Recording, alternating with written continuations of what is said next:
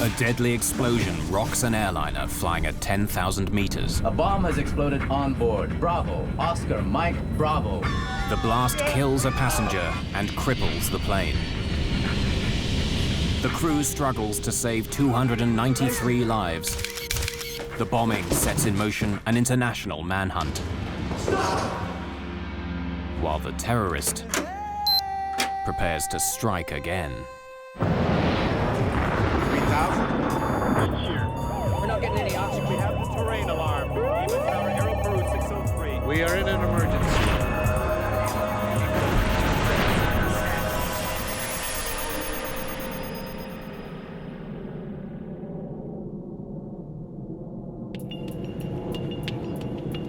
On December the 11th, 1994, Philippine Airlines Flight 434 is 2 hours into the second leg of a routine flight from Manila to Tokyo.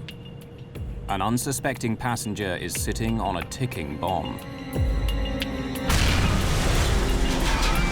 The explosion on board cripples the flight control system. Unless the pilot can regain control, the jumbo jet may crash into the Pacific Ocean.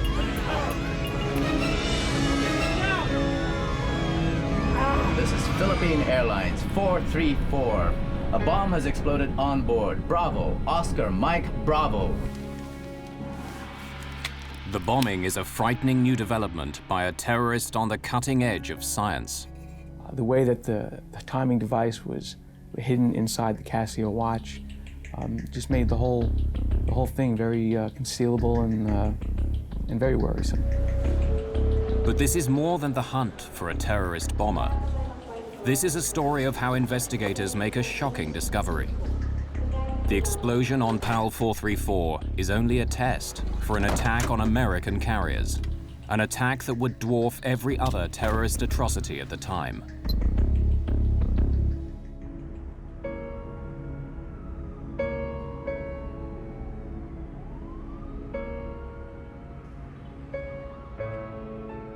It's before sunrise on December the 11th, 1994. While most inhabitants of this city of 1.5 million have a few more hours to sleep, 26-year-old Amaldo Forlani makes an early start.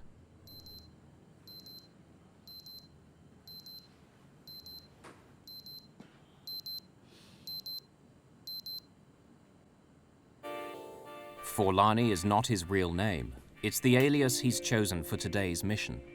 He's actually from Pakistan, not Italy. He is putting his latest invention through an important test. Everything must go like clockwork. In his line of work, there's no room for error. He is a highly skilled terrorist bomb builder.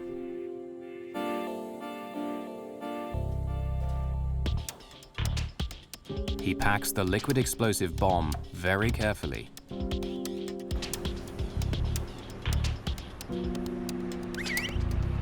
From his apartment downtown, it takes less than 30 minutes to get to the airport.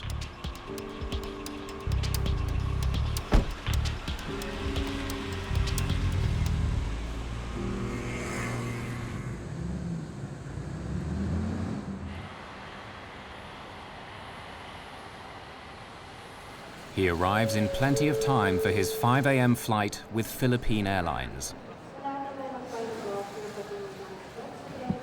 Before he can board, the bomber must outwit airport security screening procedures.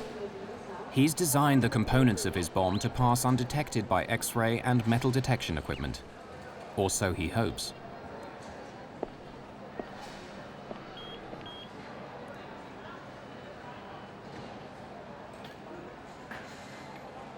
He bought the ticket as Amaldo Forlani.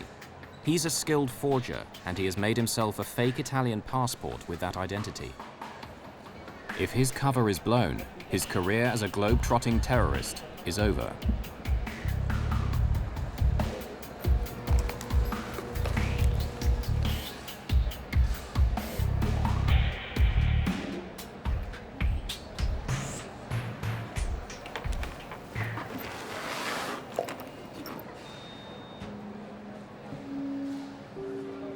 Having successfully got the bomb through airport security, he boards his Philippine Airlines flight. The final destination of PAL 434 is Tokyo, but there's a stopover in the Philippine resort town of Cebu, over 550 kilometers to the south of Manila. This is as far as the bomber is flying today.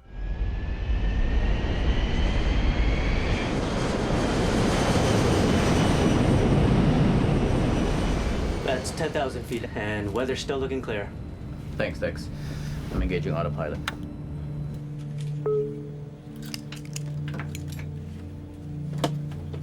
Good morning, ladies and gentlemen. This is your Captain Ed Reyes speaking. Welcome aboard Flight 434, flying south from Manila to Cebu and continuing onward to Narita Airport, Tokyo. Flight 434 is under the command of Captain Ed Reyes, a former Air Force pilot who's been flying for Philippine Airlines for 9 years. And our estimated arrival time is now 5:45. The weather in Cebu is... The first leg of the flight is fairly empty. Passengers are scattered around the jumbo jet's 400 seats. After takeoff, the bomber is able to move.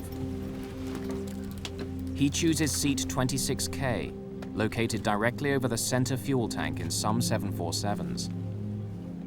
The cabin is tended by stewardess Maria de la Cruz. She flies domestic routes and has worked for Philippine Airlines for 1 year. Can I get you some juice or coffee? Juice, please.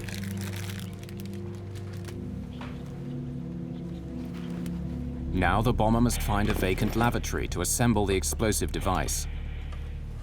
Arming the bomb only takes minutes, but requires total concentration.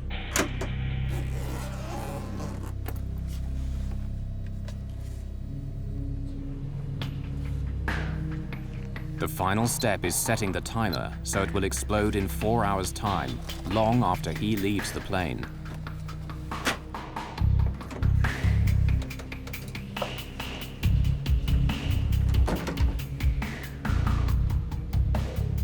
He hides the bomb in the life jacket pocket underneath his seat.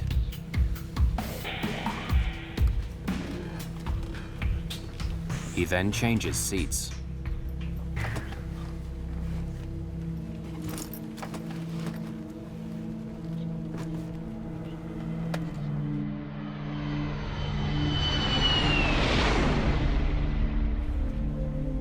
When she returns, Maria de la Cruz notices that the roving passenger has moved seats again. She will remember that he left his breakfast untouched, and that the rest of the flight passed uneventfully.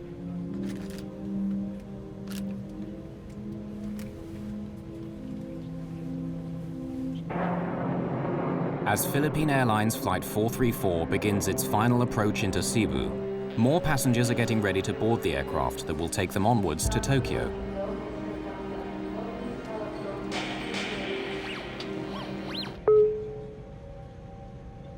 Cabin crew, prepare for landing. Cabin doors to automatic.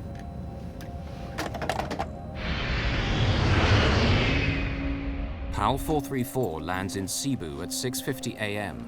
and several of the passengers disembark, including the terrorist with the alias Amaldo Forlani. Bye-bye. Thank you. Maria de la Cruz will also leave Flight 434. A new cabin crew will take over for the 4.5-hour flight to Tokyo.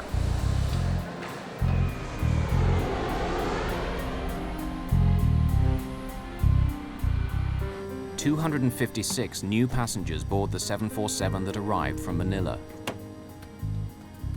Many of the passengers in this cabin are Japanese. Among them is 24-year-old engineer Haruki Ikegami. He's looking forward to getting home to Tokyo after his first trip overseas.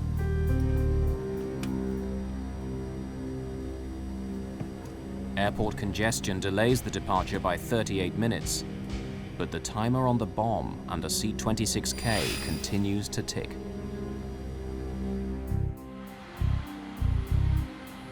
"8:30 a.m., December the 11th, 1994. All passengers for Philippine Airlines Flight 434 are now on board for the leg to Tokyo. None of them is aware that 2 hours earlier, a terrorist planted a time bomb under one of their seats. Steward Fernando Bayot is assisting passengers in the forward cabin on this 4.5-hour flight. At 8:38, PAL 434 is cleared for takeoff. On the flight deck, Captain Ed Reyes is assisted by First Officer Jaime Herrera and Systems Engineer Dexter Comendador. Reyes and Comendador are both former Air Force pilots.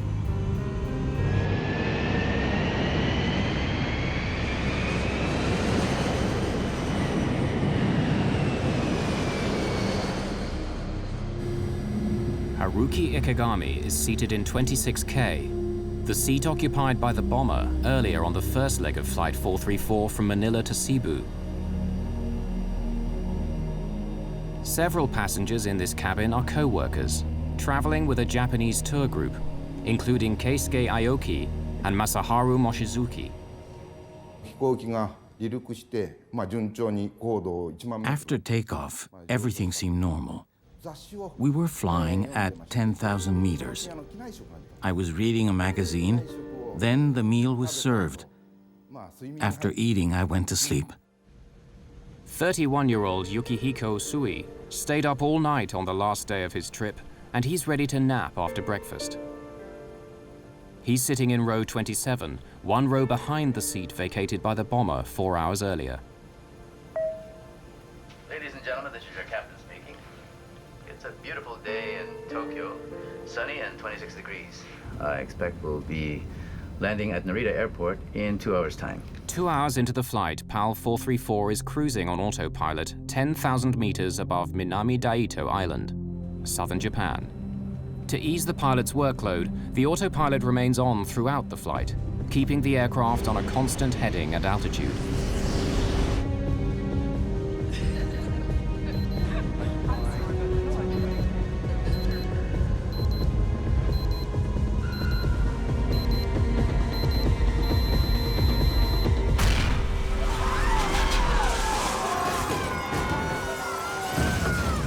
God forgive me.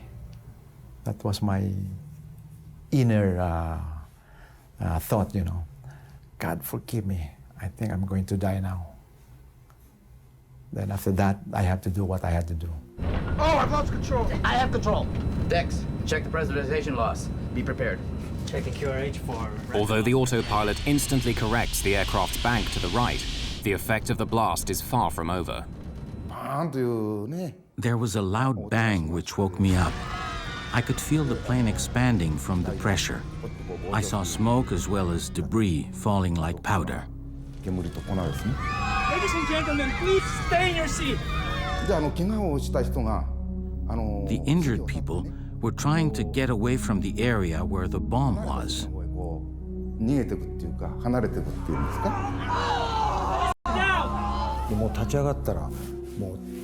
I stood up and saw that a lot of people were bleeding. I thought my life was over. Stay in your seat, please. The cabin crew's first priority is to stop passengers leaving their seats. Yukihiko Usui is sitting in the row directly behind the explosion. Both his legs are badly wounded. Steward Fernando Bayot moves him away from the blast site.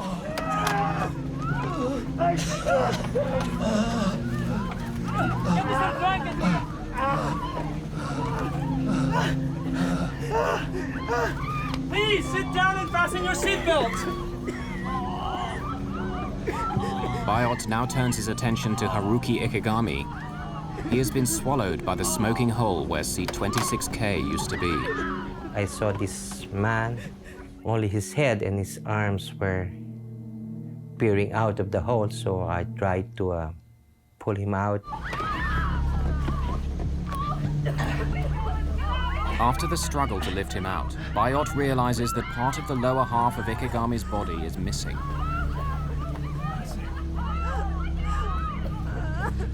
Within a couple of minutes, he dies. The cabin crew do not want Ikegami's death to panic passengers, so they pretend to minister to him. Bayot then reports to the captain. Oh, Captain. Okay?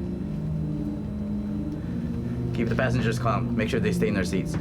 There's been an explosion in row 26. One dead and several injured, and the cabin's full of smoke. There's a hole in the floor. Go inspect the damage, Dex. Yes, sir. Reyes' first concern is that the blast could make a hole in the aircraft's skin. This would lead to sudden depressurization in the cabin and necessitate an emergency descent. There was a huge gaping hole beside her, and if a small tear in the skin of the aircraft was, if there were a hole there, it most probably would open up and then pull us out of the aircraft.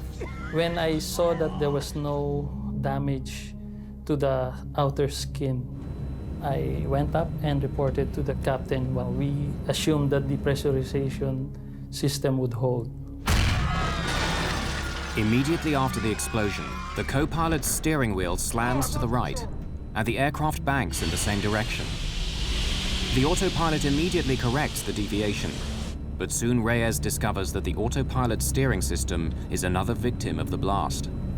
Then I said, okay, I'm going to try to turn the airplane using the autopilot, but there was no reaction, whether I tried it to make it go down or up, or left and right turns, no reaction. I said, now we have a problem. This is not Reyes' only problem. In the cabin, one of the injured passengers needs urgent medical attention. Tokyo is still 2.5 hours away, and Reyes decides to try and land at Naha Airport on the island of Okinawa, located 74 kilometers to the west. He orders the co-pilot to make a Mayday call. Yes, sir. Naha, PAL 434, heavy declaring emergency. Explosion on board. We have casualties. Requesting emergency landing at Naha. We will need full emergency services on landing. PAL 434, Naha, please repeat. Say again. Naha, PAL 434, heavy declaring emergency. Explosion on board. We have casualties. Request emergency landing at Naha. We will need full emergency Getting the Japanese air traffic controller to understand the emergency proves to be difficult. Naha, Naha, Naha. This is Philippine Airlines 434, flight level 330. A bomb has exploded on board. Bravo, Oscar, Mike, Bravo. Bomb explosion. Request emergency landing at Naha. And there was silence. Then the controller came in, another controller, an American. Okay, Philippine 434, I'm taking over. The American air traffic controller is from an American base on Okinawa. Turn left, heading. No, I shot back. We cannot turn at this moment yet. We will tell you when we are starting to turn towards Naha. We have problems with our flight controls. Ladies and gentlemen, this is your captain speaking. We will be making an early landing at Naha Airport in Okinawa. We'll be landing as soon as possible, so please remain in your seat with your seatbelt fastened. But landing at Naha is easier said than done. The autopilot is not responding to any of Reyes' commands, and PAL 434 is heading straight past Okinawa. Reyes must find a way to steer if he is to have any chance of landing safely. But disengaging the autopilot might result in losing what minimal control he still has over the aircraft. Okay. Let's keep the seatbelt sign on. When we disengage the autopilot, we might lose control, so be ready. Since the autopilot won't react to any inputs that I make, I was scared if I disengage the autopilot, the aircraft might make a sudden bang to the right that we might not be able to control. At a count of 3, I'll disengage. 1, 2, 3.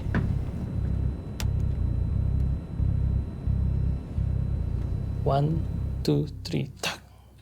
Nothing happened. And then there was, we were relieved. I can't turn using the controls. Looks like the explosion jammed the aileron. Dex, what's the QRH say about jammed ailerons? The QRH, or Quick Reference Handbook, is the pilot's Bible that lists procedures that must be followed in emergency situations. Jammed flight controls. Use maximum force possible, including both pilots if required. Okay. Let's force it. Reyes tries brute force to activate the ailerons, the panels on each wing which turn the aircraft. Since the explosion, he can only fly straight. Not getting anything from the ailerons. Can't get off this heading. All right. Okay, re-engage the autopilot while I work out our options. It's taking much longer to land than was announced. We were told it would only be 20 minutes, but it was really 1 hour before we landed. It was very frightening. Although they survived the bombing, passengers are now getting anxious about landing safely at Naha Airport. Since there was so much time before landing, I started writing a will. I wrote the will to my son, telling him to be strong. As PAL 434 looks like missing Naha Airport, Reyes comes up with another plan. We gotta turn. We'll have to use differential power. Disengage auto throttle. Pull back 3 and 4. Captain Reyes increases thrust to the engines on the left-hand side of the plane and reduces power to the engines on the right. Very slowly, the aircraft starts to circle right. He then lowers his speed to make a smaller radius turn. With guidance from air traffic control, Reyes hopes that the maneuver will eventually line up with the runway at Naha. So while we were descending on low speed, I tried to test the flight controls, and there are some little reactions. The elevator is beginning to respond. Dex. The elevator is a control that makes the plane ascend and descend. 250 knots. Flaps 1 on speed. In order to land safely, Reyes will need at least minimal control over the elevator and rudder. As PAL 434 nears Naha, he continues to reduce his airspeed. Flaps 10. Flaps 10 set. Speed 225. Okay, she's turning. Sir, if we reduce our weight, we will be able to reduce our approach and landing speeds. Suggest we dump fuel. Sige, magaling. Reyes orders the systems engineer to dump 36 tons of fuel. 5 minutes, 20,000 pounds. Less fuel means less strain on landing gear and brakes at touchdown. Check.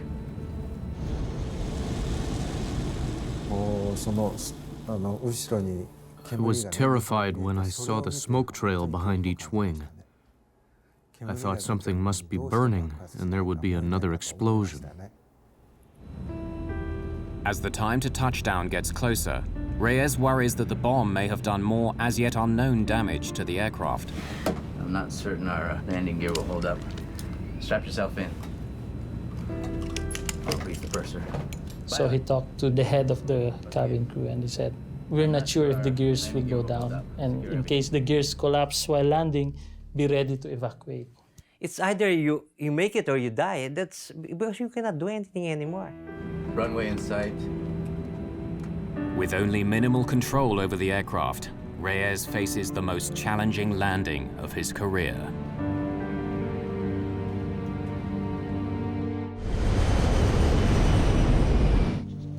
"10,000 meters above the Pacific Ocean on a flight from the Philippines to Tokyo, a terrorist bomb cripples the flight controls of a jumbo jet. As PAL 434 starts its final approach, the 292 people on board are pinning their hopes of survival on the skill of Captain Ed Reyes. I know everybody was scared. We are all scared. I know that. Gear down. The gears were supposed to come down a few seconds, but that was the longest second. Because we were waiting for the greens to come on. Take a long time. It took a long time. It was a long few seconds until when it locked. 3 green, sir. Okay. I'm disconnecting the autopilot and landing manually, okay? Dex, monitor my descent rate, call altitude and speed. Flaps 30. Okay, 500 feet on course. Flaps 30 set. Help me with the elevator. When I say push, I want you to push. Okay, 200 slightly left. Correcting. Push. 100.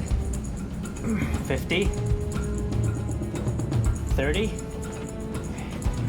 Power off. Pull. Your last command was pull. Yeah, my last command was pull.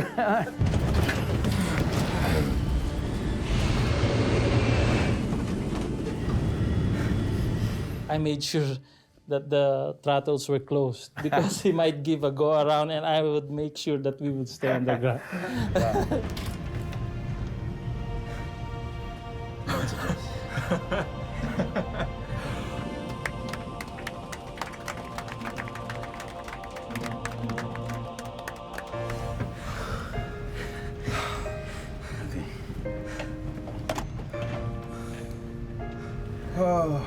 Ladies and gentlemen, this is Captain speaking. We'd like to thank you for your cooperation and your patience. Emergency crews are on their way. We'll try and get you out of here as soon as possible. Thank you.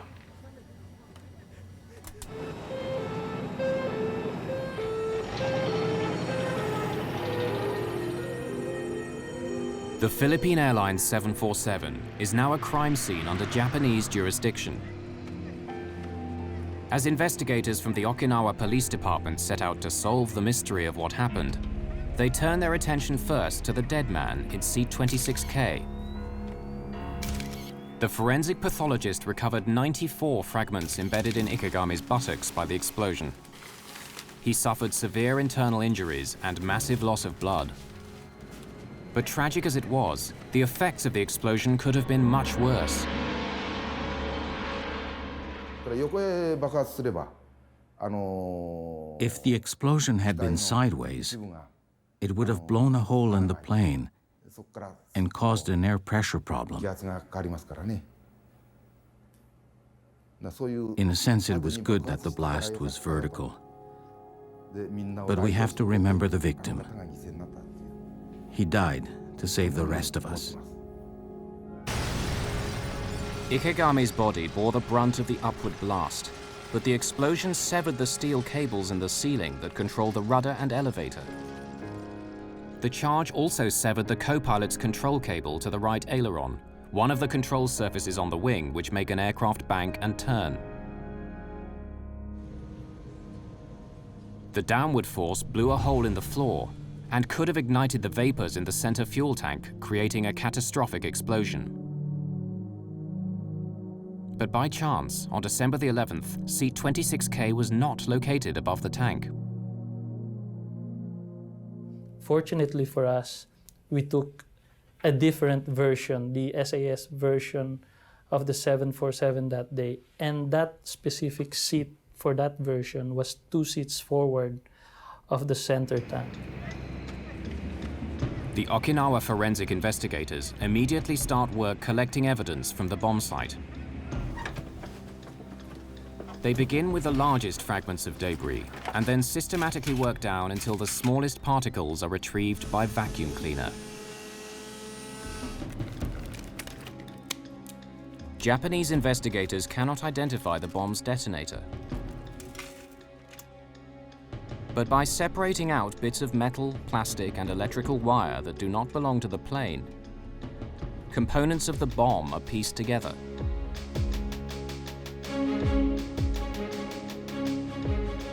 One forensic investigator is able to identify the bomb's timer. By reconstituting dozens of burnt fragments, he discovers it's a modified digital wristwatch. Investigators also discover that one of the bomb's 9-volt batteries is only sold in the Philippines. It's another clue that suggests that the bomber could be based there. Philippine National Police Deputy Chief Sonny Raisin is on the case. In the later part of 1994, we already started to receive information, intelligence reports, that there were Middle Eastern personalities that were here already in the Philippines. On the night of January the 6th, 1995, almost 4 weeks after the bombing of PAL 434, the Philippine police get a lucky break. In his Manila apartment, the PAL 434 bomber has enlisted the help of an accomplice to mass-produce his new undetectable bomb.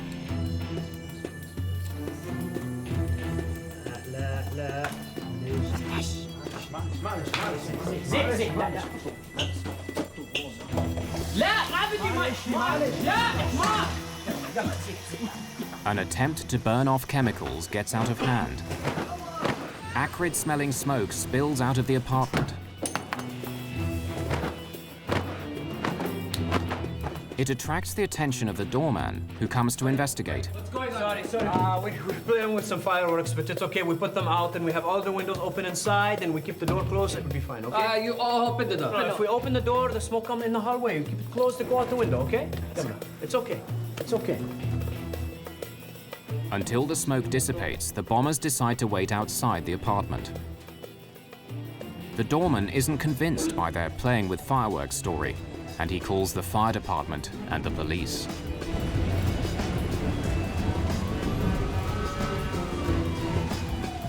By the time the firemen come, the smoke is gone, and they leave after a quick check.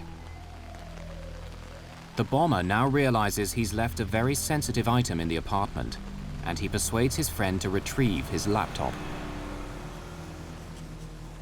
He was too clever a guy to come back and expose himself, because all along he knew that that would be too risky for him to go back and be caught. The bomber's fear of getting caught is justified.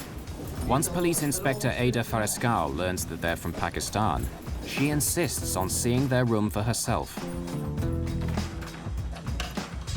The police in Manila are on high alert due to a planned visit by the Pope in a few days.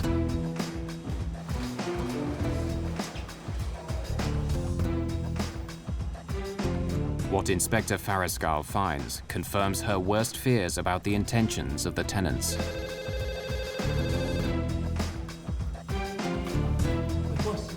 You know. You, stop!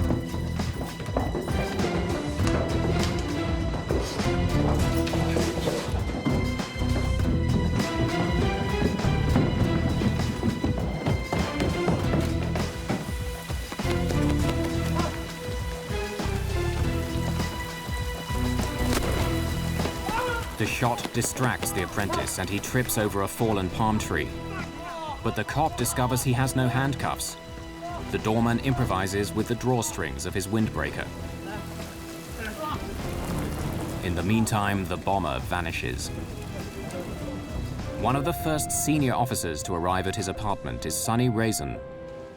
Incident at Doña Josefa apartment was the breakthrough in opening our eyes that the Al-Qaeda terrorist cell was already operating here in the Philippines. The Philippine National Police know they've stumbled onto something big, and they inform Interpol, Scotland Yard, and the FBI. When news of the raid reaches the Joint Terrorism Task Force in New York, it immediately grabs the attention of FBI Special Agent Frank Pellegrino. For 2 years, he has been hunting a terrorist called Ramzi Youssef, and it looks as if this might be his man. Well, he was always our focus since '93. I mean, at the time, that was he was the biggest fugitive around. As Philippine police comb through the apartment, they begin to find more evidence tying Youssef to the bombing of PAL 434.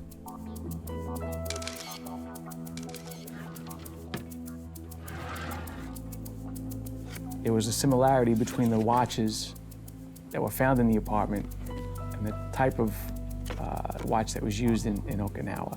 Putting together that watch, that was the watch that was on the bomb, on that Flight 434, and identifying those pieces eventually as a Casio watch, it was amazing.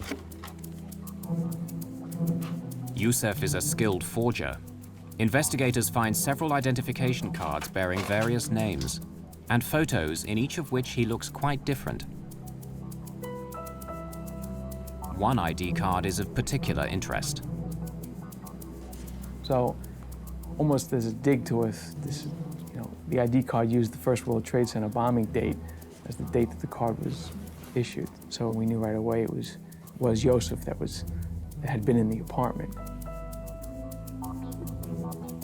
They knew chemicals. The chemical dictionary was a very well-used item, underlined, highlighted, well-read, notations throughout the book, something that he used quite often.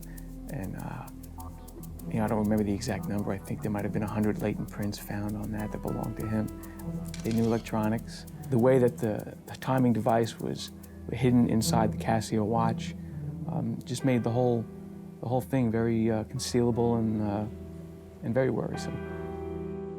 The identification of the bomber of PAL 434 and the discovery of his bomb factory is very disturbing news for those responsible for airline passenger safety. Ramzi Youssef is an international terrorist who knows how to get his bombs past airport security. Bombs that are small, but if strategically located, can blow up a jumbo jet and kill not just one, but hundreds of people. and the bomber of PAL 434 is still on the loose.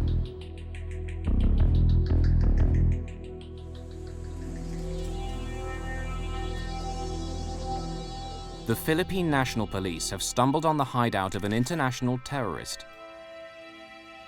The FBI identify him as Ramzi Youssef.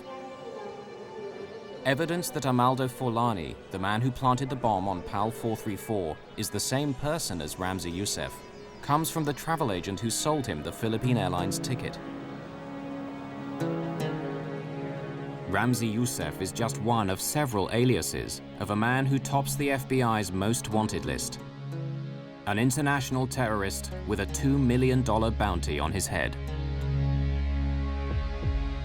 Youssef, whose real name is probably Abdul Karim Basit, was born and raised in Kuwait, where his father worked as an engineer. It was there that he met the friend that he enlisted to help him in the Manila bomb factory.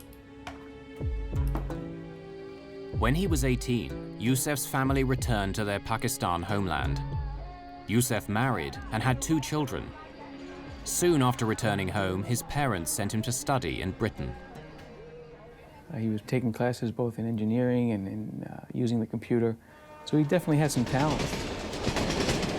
In summer breaks from college in the late 1980s, Youssef returns to Pakistan. He puts his new engineering skills to use by teaching bomb making to militants in training camps near Peshawar, Pakistan. These camps are fertile ground for making contacts with militants worldwide.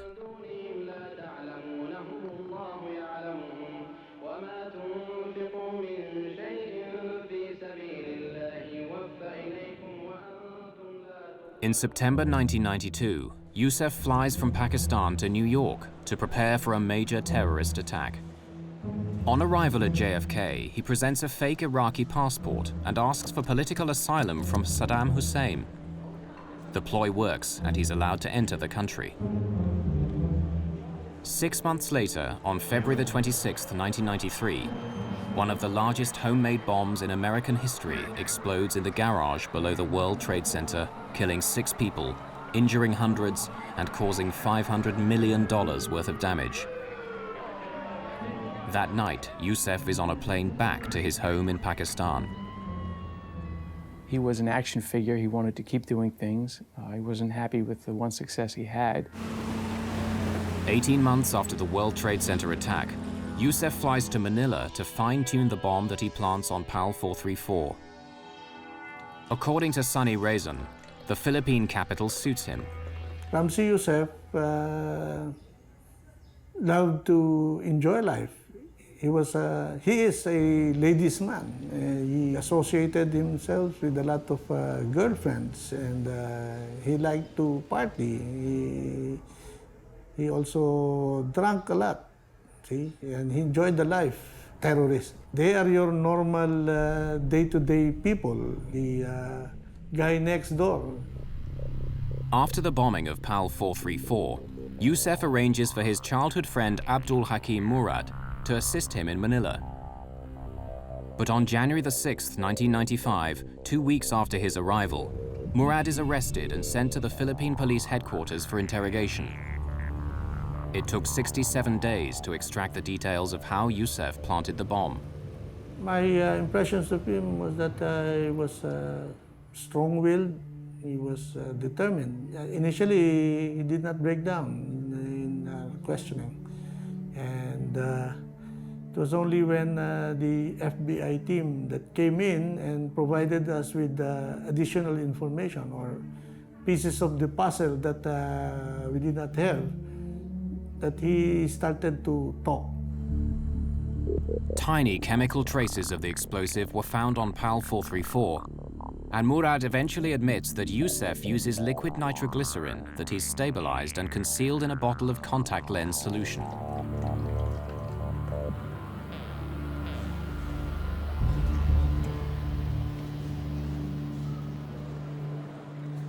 Murad also reveals that Youssef hid the bomb's potentially suspicious components in the heel of his shoes. Most airport security systems only detect metal above the ankles.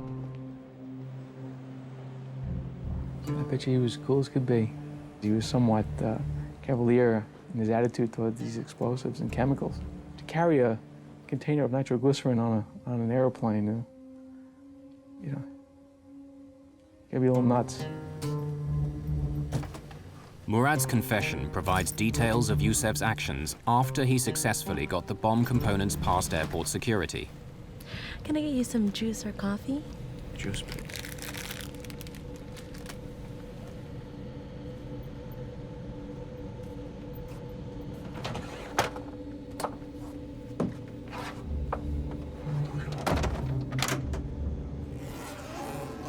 Yousef designed the device so the innocent-looking components can be quickly transformed into a lethal bomb.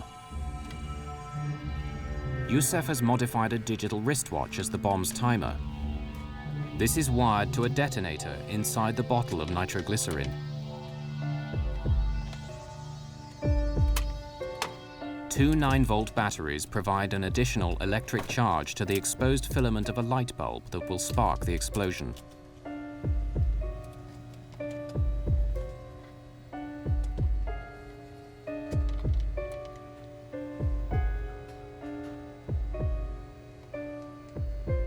Yousef sets the alarm for 4 hours later, when he anticipates the plane will be flying high over the Pacific Ocean.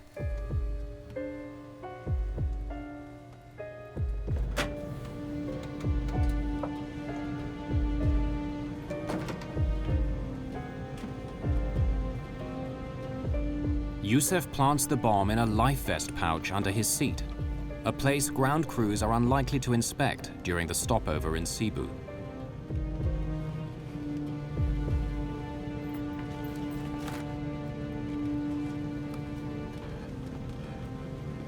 Soon after, he gets off the plane and disappears.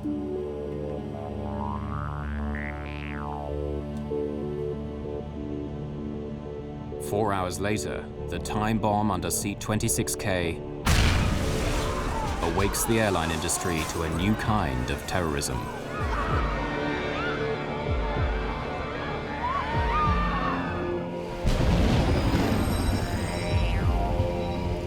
Murad's confession confirms Pellegrino's suspicions.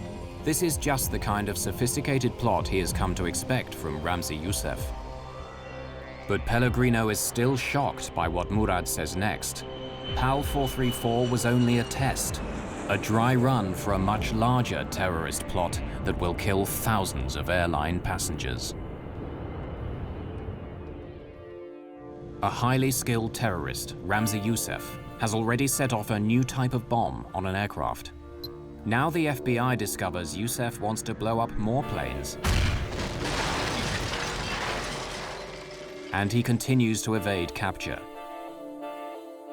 FBI investigators find evidence of Yousef's meticulous planning on secret files on the laptop that he so desperately wanted his accomplice to retrieve. On the laptop computer found in the Josefa apartment building was a file which laid out a plan for 5 individuals, using code names, individuals not mentioned on the plan, to board about 3 planes each, 2 planes, a couple of people had 3 planes, planting bombs on the planes, and then returning back to their home. Hoping when they planted the bombs and with the timing devices, if everything went well, all bombs would go off within about a 6-hour time period. Any more than one would have been an airline disaster. So, you know, if they were 50% successful in their plan, I think it would have scared a lot of people for a long time. The file on Yousef's laptop reveals that the plan, codenamed Bojinka, is foiled with no time to spare. The bombing of 12 American planes is meant to kill 4,000 passengers. Yousef's campaign of terror against the airlines is scheduled to start less than 2 weeks after the bust of his bomb factory in Manila. By the time Pellegrino and the FBI team arrive in the Philippines, Yousef is long gone. So it was a worry and it was a missed opportunity. But we also, on a lot of these fugitive type cases, you know, we're all not that different and everybody goes home. Everybody needs to go home. And so the investigation again would focus back to Pakistan. The FBI immediately begin a publicity campaign in Pakistan, promoting their $2 million reward for assistance in arresting Yusuf. The strategy works. Yusuf's latest recruit for yet another airline bombing blows the whistle. On the day Yusuf is due to leave his hotel in Islamabad, a Pakistani SWAT team moves in.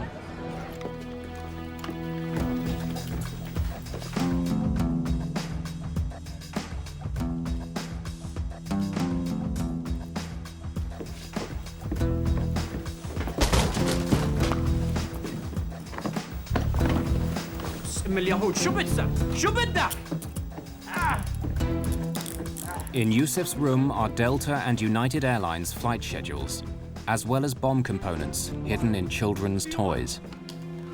Who are you? Do you have a warrant? The informer receives the $2 million bounty for the tip-off which prevents yet another airline attack. He was shocked. Did not think he would be caught. He had a certain confidence about him, and I didn't think he thought we'd ever catch up to him.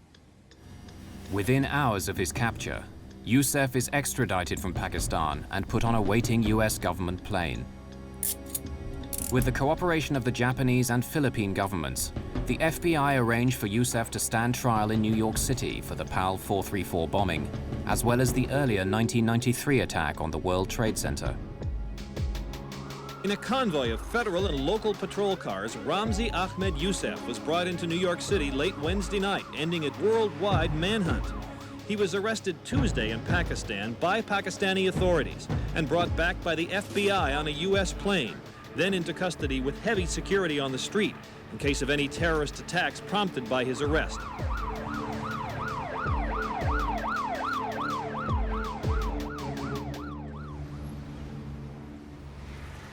At his trial a year later in New York's Southern District Court, Yusuf decides to handle his own defense against the advice of the judge. He performs better than expected, but he's found guilty on all charges related to the bombing of PAL 434 and conspiring to bomb 12 American passenger planes. Yusuf is also found guilty in a second trial for the World Trade Center bombing. In his final summing up, Yusuf justifies his actions. Yes, I am a terrorist and proud of it. And I only support terrorism so long as it's against the United States government and against Israel, because you are more than terrorists. Although Pakistani, Yusuf describes himself as Palestinian by choice. And he justifies the PAL 434 and World Trade Center bombings as punishment for a US foreign policy that favors Israel over Palestine. And hypocrites! For both crimes, he's sentenced to 240 years in prison. The judge recommends solitary confinement for life in the most secure prison in the United States, located in Florence, Colorado. It houses the country's most violent and dangerous prisoners, and it's where Yusuf will spend the rest of his life, confined in a cell for up to 23 out of every 24 hours. We cannot afford to just sit down and count our victories with the arrest of Ramzi Yusuf. Somebody else has already replaced him, and somebody else is already thinking of how to circumvent these security measures that we've put up. In the year following Yusuf's attack on PAL 434, the Federal Aviation Administration certified a machine to detect explosives. Not one American carrier bought it. Only after 9/11 was a law passed that required US airports to deploy explosive detection systems. But the most reliable models are expensive or too slow and still not widely employed. Well, it was the old saying that we have to be right 100% of the time. Terrorist only has to be right once. Although there hasn't been a successful airliner bombing since PAL 434, those who forget the past may be destined to revisit it.